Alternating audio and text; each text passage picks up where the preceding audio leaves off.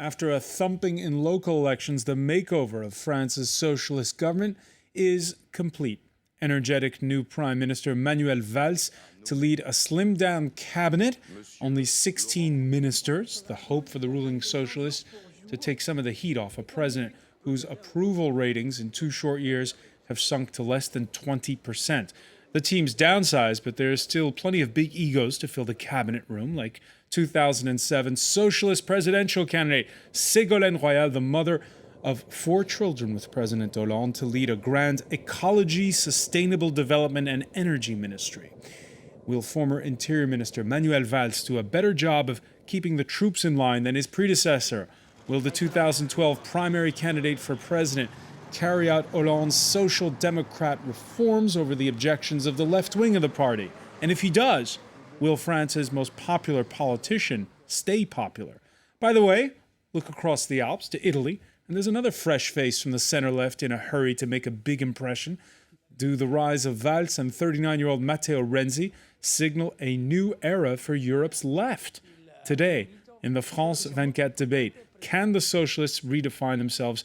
With us to talk about it from Brussels, Pierre-Yves LEBORGN, socialist member of the French Parliament. Many thanks for joining us. We welcome back as well Joelle MAYLAM, conservative member of the French Senate. Welcome back as well to Philippe GOLUB, who teaches at the American University of Paris, and Ludovic SUBRAN, chief economist at credit insurance firm Euler Hermes. The France 24 debate, where you can join the conversation, and you have on Facebook and Twitter, hashtag F24debate. With the French presidency's Secretary General reading out the cabinet names earlier, the rights of a French cabinet reshuffle almost complete. Next Tuesday, Manuel Valls will ask Parliament for a vote of confidence. It's all gone quickly. From Sunday's historic rout of the ruling socialists in local elections, then there was François Hollande addressing the nation Monday night to announce the resignation of loyal foot soldier Jean-Marc Ayrault, and Tuesday's handover ceremony, where the new Prime Minister sounded like a man in a hurry. The President of the Republic has a roadmap to go even further, even faster, and of course to answer the call for justice and social justice in our country, which I know is important to you. A call which the last local elections revealed to an even greater extent. All right, so institutional reforms on the one hand. Pierre-Yves LEBORGN, let me put this to you. On the one hand, there's all this talk about this competitiveness pact, responsibility pact, as it's been called here in France, which is lower taxes for companies in exchange for more jobs. So sort of a reform on the economic front. What does he mean, the new Prime Minister, when he talks about a social justice pact? Well, he meant that he heard the message sent by the voters on Sunday at the second round of the election, calling for social justice, probably under the form of tax breaks that could boost purchasing power for middle class and working class people. Tax breaks, whereas right now we've just gotten the news on Monday that the budget deficit is actually bigger than expected. Yes, indeed. We ended up with 4.3 instead of 4.1% of GDP. So how will is it feasible to implement these tax breaks? Well, we need to energize the French economy in addition to working on the structure of the economy. And one thing is clear, in our country, one needs to have local demand in order to boost that economy. And that's what we've been missing over the last 2 to 3 years. All right, so the need for more demand. Let me get your word, Pierre-Yves, on what you think of this streamlined cabinet. Will it mean that there'll be fewer mixed messages coming out of the government? Hopefully. I think a good team is a team of 15, 16 ministers maximum. We had a very large government previously, which probably corresponded to the spirit of the year 2012 when the president was elected. But now we are definitely, let's say, at war with the economy, and we need to have a pact that could deliver the results that we've been badly needing. All right, of course, we'll know for sure what's in the rest of the cabinet because we still haven't had all the junior ministers, the secrétaire d'État. Joelle MAYLAM, your reaction to the naming of this cabinet? Well, I can't say it was a great surprise. I mean, I was hoping for a smaller government because that was necessary. So your wish is granted? Yes, absolutely. From that point of view, I was quite pleased. But, you know, you just feel that nothing has really changed. I mean, it's incredible. You've got a president who told the French people that he had listened to the message of the voters.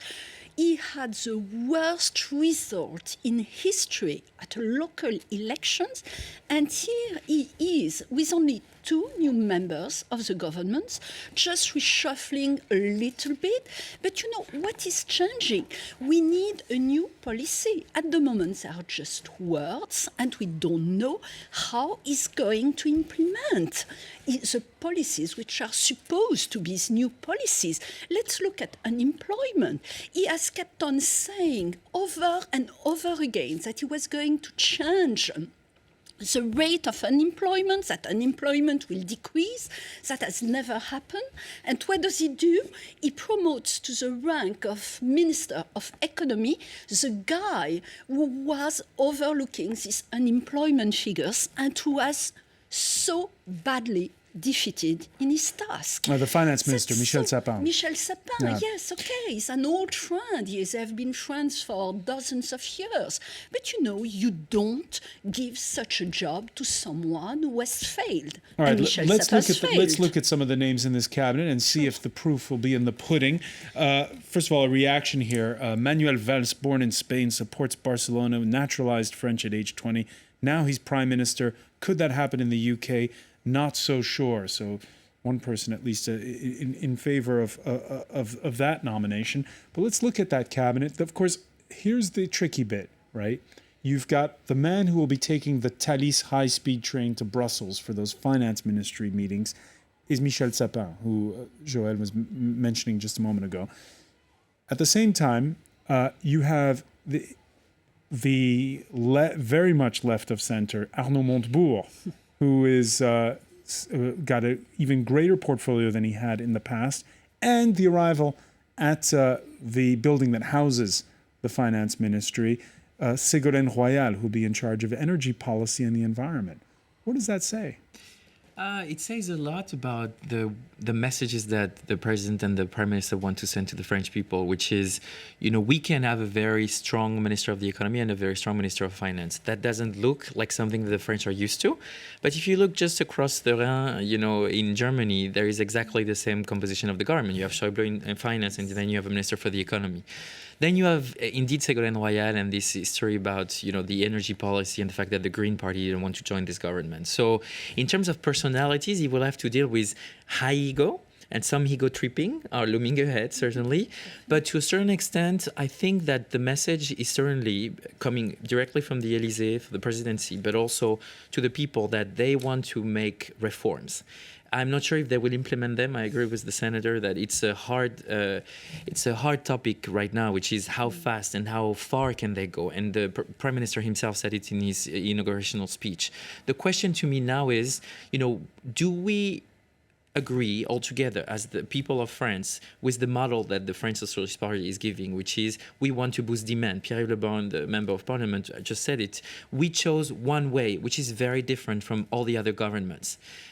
Is it something that this cabinet will actually implement through? Because we would still have tensions inside, and also the difficulty. I just give you an example. Who will be in charge of the law of finance? Who will be in charge of the cuts with the sector line ministries? Who will be in charge of implementing? Well, the ironic remark, and it's made whether the government's left or right, is in the end of the day, it's always from the presidential palace that come the orders. It looks like it. And this is exactly also what happened with the last days of Pierre Moscovici at the Minister of Finance. I guess in the end, there was a centralization of power from the presidency. It's an executive, way of handling the things. It's really the Fifth Republic at its best. The question is then you still have to handle the cabinet and what the cabinet members will actually push in terms of ideas. Will they all push it through implementation? That's the question. And when you see the I'm a social democrat statement that François Hollande made at the beginning of the year. These nominations, do they reinforce that mantra? Not really. The question is exactly this. I think, François Hollande decided almost on his own that he needed to change a little bit the model that the French have actually promised, which was we will continue to boost demand. And actually, it didn't benefit only us. Let's be very clear on this. It's also benefited Spain, Italy. The recessions would have been worse, would have the French people's purchasing power have contracted. Let's be very clear on this because they continue to export things to us.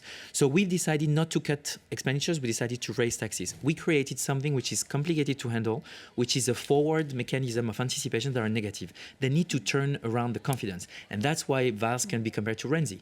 Will the Renzi mania work in France and we will deliver on reforms? That's the real question. Philip GOLUB? Well, I'd like to, if you don't mind, I'd like to slightly shift the focus. My remarks will shift from the composition of the cabinet and what expectations this might or might not create. I think that if you look at the European picture, and you see that what has happened in France in the context of the European picture, what we are seeing is the inevitable results of European-wide and national public policies that were destined in many ways to fail in any case. The austerity policies implemented European-wide since the beginning of the 2008-2009 recession, the Great Recession, have proved counterproductive European-wide. The obsession with deficits, the 3% figure, which is in macroeconomic terms just an absurdity. It doesn't make any sense at all, as the U.S. recovery has demonstrated. All of this suggests that the political sphere is becoming increasingly disconnected, and that's obviously the case in the results of the French elections, increasingly disconnected from the societies that they are supposed to represent. This is true in Greece, this is true in Spain, this is true in Italy.